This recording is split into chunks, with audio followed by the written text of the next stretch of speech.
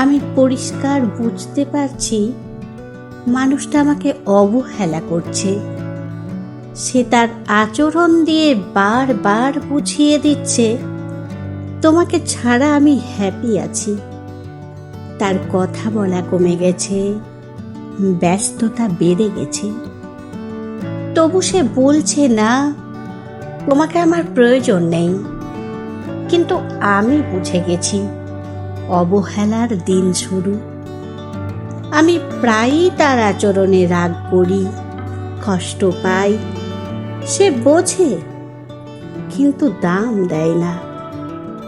আমি নিজেই রাগ করি, আবার সে রাগ করলে আমি নিজেই তার খোঁজ নিই। রাগ করে বসে থাকতে পারি না, কিন্তু তার কাছে এসবের কোনোই মূল্য নেই।